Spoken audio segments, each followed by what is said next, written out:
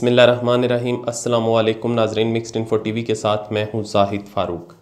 नाजरीन, गुज़िश्ता रोज़ वज़ीर आज़म इमरान ख़ान की DGISI और army chief general Qamar Javed Bajwa के साथ इंतहाई अहम मुलाकात हुई। इस इंतहाई अहम मुलाकात के अंदर क्या क्या मामलात तय पाए, ये आपके साथ या कौन से मामलात डिस्कस हुए और उसके फ़ौरन बाद वज़ीर आज़म का ट्विटर हैंडल पर मुतहर्रक होना और ट्वीट करना, ये भी बहुत मैनी खेज़ है। इस मुलाकात के अंदर असद उमर, शहजाद अकबर और शाह महमूद कुरैशी भी मौजूद थे। अब इन सब का मौजूद होना मुख्तलिफ़ किस्म की ख़बरों की तरफ इशारा करता है। ये इंतहाई मौजूदा हालात के अंदर इंतहाई अहम मुलाकात तस्वर की जा रही है। उसकी वजूहात ये हैं कि पाकिस्तान की इंटेलिजेंस एजेंसीज़ और दोस्त ममालिक की तरफ से पाकिस्तान को ये इन्फॉर्म किया गया है कि भारत की तरफ से कोई भी एडवेंचर हो सकता है, भारत कोई भी ऐसा ऑपरेशन कर सकता है जो पाकिस्तान की सरहदी खिलाफ वर्जी की सूरत में सामने आएगा। पाकिस्तान के ऊपर कोई भी इस किस्म की बड़ी कार्रवाई करने का इरादा कर रखा है और उसकी वो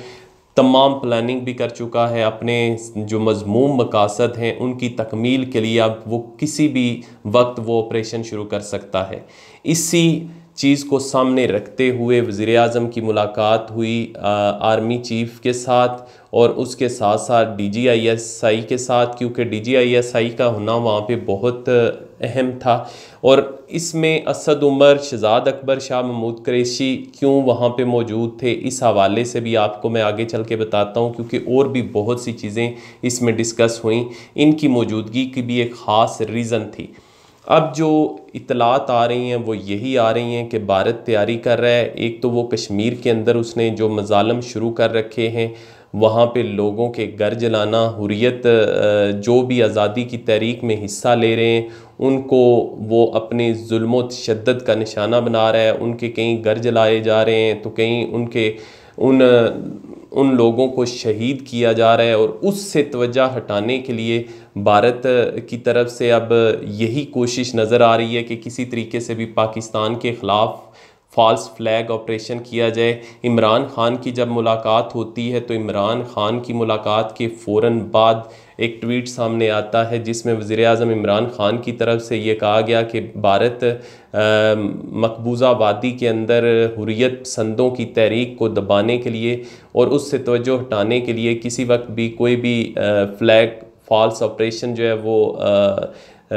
उसका ढोंग रचा सकता है, कोई भी ऐसा ड्रामा कर सकता है जिस तरीके से उसने पहले बालाकोट के अंदर किया। लेकिन इन सारी चीज़ों के बावजूद एक तरफ तो दुनिया को आगाह किया जा रहा है इस सारे मामलात से, दूसरी तरफ पाकिस्तान अपनी जो स्ट्रेटजिक पोजीशन है उसको भी देख रहा है। और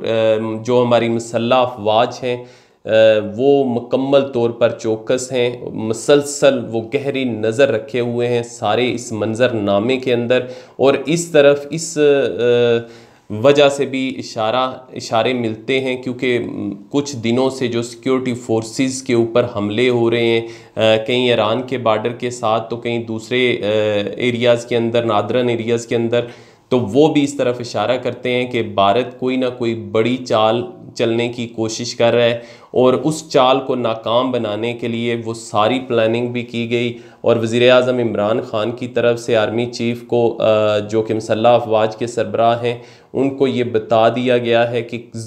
भारत अगर कोई भी ऐसा मिस एडवेंचर करता है, कोई भी इस तरह की हरकत करता है, कोई भी घिनौना खेल खेलने की कोशिश करता है तो ज़ीरो टॉलरेंस रखा जाए। और इस बार इस अंदाज में सबक सिखा दिया जाए कि आइंदा वो इस किस्म के खेल खेलने की जुर्रत ना करे। एक तरफ पूरी दुनिया इस वबाई सूरत हाल का शिकार है और अपने शहरियों को इससे बचाने की कोशिश कर रही है, इस वबाई सूरत हाल से निकलने की कोशिश कर रही है, जबकि पाकिस्तान का जो दुश्मन है भारत, वो अब भी उसके सर पे जंगी जुनून सवार है। और उसके अंदर जो मोदी की नाकाम पॉलिसियां हैं उनको छुपाने के लिए वो लोगों को एक बार फिर जंग के अंदर झोंकना चाहता है। और उसके वो जो तोसी पसंदाना अज़ाइम हैं जिसमें उसने नेपाल को भी नहीं छोड़ा, उसके जो सरहद है उस पर भी कब्ज़ा करने की कोशिश की, बल्कि कब्ज़ा किया और वहाँ पे सड़क बना ली। फिर चाइना के साथ भी उनकी झड़पें हुई और चाइना से खूब मार खाई,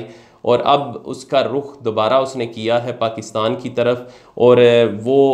पाकिस्तान के ख़िलाफ़ एक बड़ी कार्रवाई करने के लिए मंसूबा बंदी कर चुका है। और इस मंसूबे को कब वो आगे लेके आता है, इसी की प्लानिंग पाकिस्तान में भी की गई, और पाकिस्तान की मसल्ह अफवाज के जो सरबराह हैं और DGISI, उनकी तरफ से वज़ीर-ए-आज़म को सारी सूरत हाल से आगाह किया गया। तो वज़ीर-ए-आज़म की तरफ से उनको मुकम्मल इख्तियार दे दिया गया है कि अब कोई आप फौरी रद्द-ए-अमल ज़ाहिर करें, और इतना शदीद रद्द-ए-अमल होना चाहिए कि वो 27 फरवरी की रात को भी भूल जाएँ। उस 27 फरवरी के दिन के जो रद्द-ए-अमल दिखाया गया था, उससे भी शदीद रद्द-ए-अमल अब पाकिस्तान की तरफ से होना चाहिए। व्यूवर्स, ये तो थी जो मसल्ह अफवाज और भारत के साथ जुड़ी ख़बर, लेकिन इसमें मौजूद होना असद उमर का, शहजाद अकबर और शाह महमूद कुरैशी का, वो भी एक ख़ास जो इश्यूज़ हैं उनकी तरफ इशारा करता है। एक तो इशू ये है, शहजाद अकबर के हवाले से बात करें तो भारत से मादूद लेवल पर अद्वियात को मंगवाने की इजाज़त दी गई थी, लेकिन बाद में इंकशाफ हुआ कि बहुत सी ऐसी अद्वियात भी मंगवाई गई जिनमें विटामिन्स वगैरह ये शामिल थे, और उनकी इजाज़त नहीं दी गई थी, लेकिन फिर भी वो मंगवा के करोड़ों का माल भी बनाया गया, और इस तरीके से नुकसान पहुंचाने की कोशिश की गई उस पॉलिसी को जो पाकिस्तान ने अपना रखी है कि भारत से किसी चीज़ को मंगवाया नहीं जाएगा। और इस पर फ़ौज के भी यकीनन रिजर्वेशंस हैं कि क्यों इस तरीके से वहाँ से अद्वियात, विटामिन्स और ये सारी चीज़ें मंगवाई गई। इसकी इंक्वायरी चूँकि ये सारी सुपुर्द की हुई है, ये सारा मामला वज़ीर-ए-आज़म ने अपने मामले ख़ुसूसी शहजाद अकबर के, और शहजाद अकबर का वहाँ पे मौजूद होना इस चीज़ को ज़ाहिर करता है कि वो इसमें सारी पेशरफ्त और इस सारे मामले से मुतल्लक आर्मी चीफ DGISI और वज़ीर-ए-आज़म को आगाह करें कि क्या कुछ उन्होंने किया है, कितनी इस मामले में पेशरफ्त हुई, और उनकी जो रिपोर्ट्स हैं वो कहाँ तक पहुँची। दूसरा, असद उमर का वहाँ पे मौजूद होना। असद उमर जो वबाई सूरत हाल के लिए जो कमेटी बनी हुई है, जिसकी बाकायदा मीटिंग्स होती हैं, उसके हवाले से चूँकि वो सारे मामलात को देखते हैं, उसके सरबराह भी हैं, तो उनसे ये पूछा गया या उन्होंने ये हक़ाइक़ बताने की कोशिश की कि वबाई सूरत हाल अब पाकिस्तान के अंदर उसकी पोजीशन क्या है, ये जो लॉकडाउन में नरमी की गई है उससे हम कहाँ पे जा सकते हैं। उनकी तरफ से जो बताए गए हक़ाइक़ थे वो बहुत ही ख़तरनाक थे कि खुदा न खास्ता अगर ये स्पाइक होता है या इसका स्प्रेड इसी तरीके से जारी रहा तो बहुत बड़ी तादाद पाकिस्तान के अंदर हो सकती है। जैसा कि अब भी टेस्ट के सूरत में जिस तरीके से 2-2 हज़ार के केसेस आ रहे हैं, और शरह अमवात में भी इजाफ़ा ख़तरनाक हद तक हम कह सकते हैं जिस तरीके से पहले थी, लेकिन अब काफ़ी हद तक उसमें इजाफ़ा हुआ है। तो उन्होंने उस हवाले से सूरत हाल से आगाह किया, और अगर यही सूरत हाल जारी रही और इसी तरीके से केसेस सामने आते रहे तो ये भी ऐन मुमकिन है कि ईद के फ़ौरन बाद एक मौसर किस्म का लॉकडाउन फिर से करना पड़ जाए, और फिर से वही जो पाबंदियाँ थीं, सोशल डिस्टेंसिंग के हवाले से जो पाबंदियाँ थीं, उनका सामना करना पड़े पाकिस्तानियों को, क्योंकि बताया यही जा रहा है कि लॉकडाउन में नरमी के बायस वो जो एहतियाती तदाबीर की तलकीन की गई थी लोगों को, वो पूरी तरह बिल्कुल भी अडॉप्ट नहीं कर रहे, उनको पसे पुश डालकर वो सारा कुछ ख़रीदो फ़रोख्त कर रहे हैं, और जिससे इसके फैलने का शदीद अंदेशा है। शाह महमूद कुरैशी के हवाले से, चूँकि शाह महमूद कुरैशी का दफ्तर ख़ारजा से तल्लक़ है, और ये सारा मामला भारत के साथ जो मामलात चल रहे हैं और दोस्त ममालिक की तरफ से जो इतलात मिली हैं, वो भी सारी चीज़ें शाह महमूद कुरैशी का इस सारी कार्रवाई में, इस मीटिंग में शामिल होना असल में वो गाइडलाइन भी है कि अब आगे चल के उन्होंने किस तरीके से काम करना है। तमाम जितने भी दोस्त ममालिक हैं या बड़ी ताकतें हैं, उनको आगाह किया जाए इस सारे मामले से कि भारत क्या करने जा रहा है। हम यहाँ पे इस वबाई सूरत हाल से लड़ रहे हैं, दुनिया इसका शिकार है, दुनिया के अंदर ये सारे मामलात देखे जा रहे हैं। मुल्कों की मैशत बिल्कुल तबाह हो चुकी है, लेकिन एक मुल्क ऐसा है सिर्फ जो इस सूरत हाल के अंदर भी अपने जंगी जुनून को बढ़ावा दे रहा है और दूसरों को ज़ेर करने की जो उसकी पॉलिसी है वो उस पर